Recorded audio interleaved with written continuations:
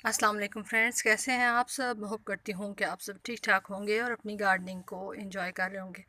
Friends, आज की जो वीडियो है उसके अंदर मैं पोर्चुलाका की जो सीडलिंग है जो मैंने सीड से ग्रो की है उसकी सीडलिंग ट्रांसप्लांट करना आप लोगों के साथ शेयर करूँगी। और ये भी बताऊँगी आप लोगों को कि अगर आप इस तरीके से टेरेस के ऊपर आपने जिस तरह से मैंने ये छोटी सी क्यारी बनाई हुई है बिल्कुल वेस्ट मटेरियल से, इस तरह से आप क्यारी बना के उसके अंदर भी जो पोर्चुलाका है उसको लगा सकते हैं। तो ये मेरी वही क्यारियाँ हैं जिनकी मैंने आप लोगों के साथ वीडियो भी शेयर की हुई है कि आप किस तरीके से बिल्कुल वेस्ट मटेरियल से अपने छत के ऊपर क्यारियाँ भी बना सकते हैं, जिससे सीलन वगैरह भी आपकी जो है वो सेम वगैरह भी छत पे नहीं आएगी और पानी भी ड्रेन आउट हो जाएगा। और कौन कौन से प्लांट्स जो हैं वो आप लगा सकते हैं जिसको ज़्यादा पानी की भी ज़रूरत नहीं होती और आपका शौक़ भी पूरा होता रहेगा और आपको स्पेस का भी मसला नहीं होगा। अच्छा, इसके अंदर मेरे पहले लगे हुए थे, अभी भी लगे हुए हैं, बैक पे लगे हुए हैं सारे मेरे कैक्टस, ये देखिए माशाल्लाह से। और फ्रंट पे लगा हुआ था मेरा रशियन स्टेटस। अच्छा, अब वो ख़त्म हो गया है, उसके प्लांट्स को मैंने निकाल दिया है, सीड मैंने कलेक्ट कर लिए हैं। कुछ यहाँ पे मेरे जो है वो जेट प्लांट की कटिंग्स मैंने लगाई थी, वो भी ग्रो कर रही हैं। और कुछ यहाँ पे मेरी फिडिस्ट्रन कोई की छोटे छोटे से मैंने लीफ लगाए थे यहाँ पे, तो वो उन्होंने भी अभी ग्रोथ स्टार्ट कर दी है।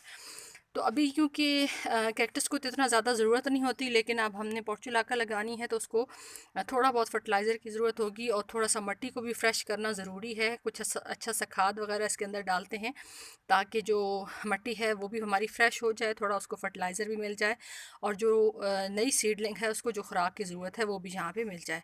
तो अभी जो है वो मैं इसके अंदर क्या डाल रही हूँ, ये मैंने एक ग्रो बैग मेरा जो था इसके अंदर डेज़ी लगे हुए थे, तो इसको मैंने निकाल लिया है। सीड्स वगैरह को कलेक्ट करने के बाद प्लांट्स निकाल दिए हैं। तो ये जो है मेरी पत्तों की खाद है और बहुत कम इसके अंदर जो है वो मिट्टी का रेशो मौजूद है, ज़्यादा जो है ये मेरे पत्तों की खाद है। ये देखिए, ये तकरीबन हाफ़ डन हो चुकी है और जो बाकी थोड़ी बहुत इसकी कसर रह गई है वो जब हम इस क्यारी के अंदर इसको डाल देंगे और इस मिट्टी को अच्छे से एक दफ़ा गोडी कर देंगे। नीचे वाली मिट्टी जो है उसको भी अच्छे से आपने गोडी करनी है ताकि ये जो फर्टिलाइज़र है ये उसके अंदर अच्छे से मिक्स हो जाए। तो अभी जो है वो मैं पहले इसकी गोडी करती हूँ और गोडी करने के बाद ये इसके अंदर डाल के फिर मैं आपके साथ शेयर करती हूँ। अच्छा, मैंने कहा मैं आप लोगों के साथ थोड़ा सा शेयर भी कर दूँ कि गोडी किस तरह से करनी है कि नीचे जो हमने तोड़ा या शीट लगाई है वो बिल्कुल ना फटे, लेकिन ऊपर से मिट्टी जो है वो जितनी हमने नरम करनी है वो हो जाए। ये देखिए, इस तरह से ऊपर ऊपर से मैंने अच्छे से कर दी है मिट्टी नरम। अब जो है वो इसके अंदर ये मैं खाद डालती हूँ और फिर मैं आपको बताती हूँ। तो ये देखिए, ये मैंने इसके अंदर हाफ़ डाली है क्योंकि इतनी ही इसके अंदर ज़रूरत थी। ये हाफ़ मैंने रख दी है। इसके ऊपर अब मैं और पत्ते थोड़े से डाल के और फिर कुछ और जो प्लांट वगैरह इसके ऊपर लगाना हुआ वो फिर मैं लगा दूँगी। तो अभी जो है वो इसको मैं पहले अच्छे से पानी दे देती हूँ फुल क्यारी को, ताकि क्योंकि यहाँ पे ये छोटे छोटे से अभी बेबी प्लांट्स निकल रहे हैं। ये लीफ प्रोपगेशन से मैंने सारे लगाए हैं, ये देखिए। तो ये अभी अच्छे से निकल रहे हैं। तो यहाँ पे जो भी हमने खाद डाली है इसके ऊपर जो है हम एक दफ़ा अच्छे से पानी दे देंगे ताकि ये मिट्टी जो है जो सेट होनी है वो इस तरह से हो जाए। क्योंकि इस क्यारी के अंदर मेरी एक फ्रेंड है, उन्होंने मुझे मशवरा दिया था कि आप इस तरह से क्यारी के अंदर लगाएं तो ये बहुत ज़्यादा अच्छी लगेगी, क्योंकि यहाँ पे सारा दिन ही धूप रहती है और पोर्चुलाका को धूप की बहुत ज़्यादा ज़रूरत होती है। तो ये अच्छे से ग्रोथ भी करता रहेगा और यहाँ पे ज़ाहिर है ज़्यादा टाइम धूप रहेगी तो ज़्यादा अच्छी फ्लावरिंग होगी। और ये तकरीबन मिलते जुलते हैं, सारे प्लांट्स सर्कुलेंट्स की फैमिली से हैं और कैक्टस की, तो इनको पानी की ज़रूरत भी एक जैसी होती है, तो इसलिए ये यहाँ पे ग्रो करना बेहतर रहेगा। अच्छा, ये मेरी सीडलिंग है, इसमें से कुछ मैंने अपनी फ्रेंड्स के साथ भी शेयर की है और अभी देखिए इसके ऊपर ये फ्लावर खिला हुआ है। ये हाइब्रिड है। वैसे तो मेरे पास काफ़ी सारे कलर्स हैं जो इससे पहले मेरे खुद सेल्फ सीडलिंग से निकल रहे हैं, लेकिन ये मुझे सीड्स आए थे तो मैंने इनको भी ग्रो कर दिया था। कुछ इसमें से कटिंग्स मैंने अपनी फ्रेंड्स को भी भेजी हैं। तो अभी मैं ये करती हूँ कि इसका पूरा रूट बाउल निकालती हूँ और एज़ इट इज़ इसको लगाऊंगी, यानी इसको मैं कटिंग वगैरह नहीं करूँगी। पहले इसके रूट्स इस प्लांट के अंदर अच्छे से सेट हो जाएं और उसके बाद फिर ये है कि जब ये एक दफ़ा यहाँ पे अच्छे से ग्रो हो जाएगी तो उसके बाद फिर मैं इसकी कटिंग्स लगा के इसी क्यारी के अंदर छोटी छोटी सी 2-2 3-3 इंच की कटिंग लगा के तो वो भी इसके अंदर मैं लगाती रहूँगी। तो पहले मैं आपको कुछ दिखाती हूँ जो मेरे कुछ और पॉट्स के अंदर पोर्चुलाका जो है वो लगे हुए हैं। अच्छा, ये मेरा जो है वो हाइब्रिड कलर है और माशाल्लाह से देखिए कितना बड़ा साइज़ है फ्लावर का और कितनी हेल्दी स्टेम्स हैं। ये सारे मेरे हाइब्रिड की हैं और माशाल्लाह से काफ़ी अच्छी ग्रोथ कर रही हैं। अच्छा, यहाँ पे मेरी अभी खिलना स्टार्ट हो रहे हैं कुछ यहाँ पे ये देखिए येलो और पिंक, ये थोड़ा सा जो पिंक का बेबी पिंक शेड होता है वो है, और कुछ यहाँ पे ये देखिए ये मेरे जो है देसी वाले हैं, और ये जो मैंने आपको दिखाया है ये मेरा हाइब्रिड है। अच्छा आगे मैं कुछ दिखाती हूँ आपको जहाँ पे खुद ब खुद सेल्फ सीडलिंग से निकल रहे हैं। यहाँ पे ये देखिए ये सारे जो हैं वो मेरे पिछले साल के हैं, कुछ इसमें से देसी हैं, कुछ यहाँ पे देखें ये हाइब्रिड है, कुछ यहाँ पे हैं। अब पता नहीं आपको अच्छे से विजिबल हो रहा होगा कि नहीं, क्योंकि मुझे तो बिल्कुल ब्लैक स्क्रीन नज़र आ रही है। यहाँ पे देखिए ये मेरा हाइब्रिड है, और यहाँ पे देखिए काफ़ी ढेर सारे लगे हुए हैं। ये देखिए ये सारे जो खिले हुए हैं ये सारे हाइब्रिड हैं।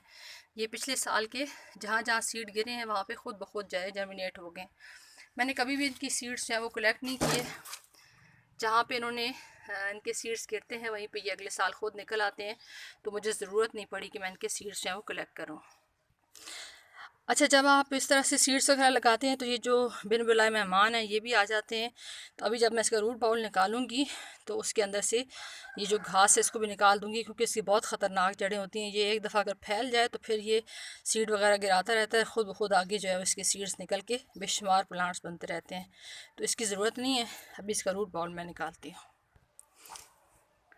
अच्छा आम तौर पे जब मैं रूट बॉल निकालती हूँ तो मुझे किसी किस्म का कोई इशू नहीं होता, लेकिन इस दफ़ा जो है मुझे बहुत इशू हुआ। ये देखें ये इसकी रूट्स हैं, ये देखें, और इतना लंबा जो है वो ये घास है और ये इसकी रूट्स हैं। तो आप ख़ुद अंदाज़ा लगाएं कि इसके अंदर जो है वो अगर हम प्लांट्स लगाते, ये देखिए ये इसका एक छोटा सा घास का एक और बेबी प्लांट भी निकल रहा है। तो इसके अंदर जो है वो पोर्चुलाका ने क्या ग्रोथ करनी थी। तो शुक्र अल्हम्दुलिल्लाह कि अभी मैंने टाइम पे इसको निकाल दिया है, और अब मैं जो है वो यहाँ पे ये जो सॉइल है इसको इसी तरीके से फैला के, और कुछ कुछ यहाँ पे ये देखिए जिस तरह से इकट्ठे इकट्ठे प्लांट्स हैं कुछ कुछ इसमें से सेपरेट कर लें, अदरवाइज़ बाकी जो है वो एज़ इट इज़ छोड़ दें जब तक आपके जो प्लांट हैं इस नए वाले माहौल में सेट नहीं हो जाते। क्योंकि मैं अल्हम्दुलिल्लाह इतना तो अब तजर्बा हो गया है, मुझे ये लग रहा है कि जब ये पूरे मेरी इस क्यारी के अंदर जो फैल जाएंगे और फ्लावर्स खिलेंगे तो कितना खूबसूरत भी होगा। अच्छा अभी मैंने जो है वो इसको पानी भी दे दिया है, और सारी जो इसमें से सीडलिंग थी वो इस तरह से लगा दी हैं। अभी मैंने इनको कट करके इसकी कटिंग्स नहीं लगाई, कटिंग्स मैं बाद में लगाऊंगी जब मेरा प्लांट जो है वो यहाँ पे सेट हो जाएगा। अच्छा ये वो हार्डी प्लांट है कि इसको धूप में कोई फ़र्क नहीं पड़ता। अगर आप शाम के टाइम पे भी सीडलिंग ट्रांसप्लांट करें तब भी, और अगर सुबह के टाइम पे करें तब भी।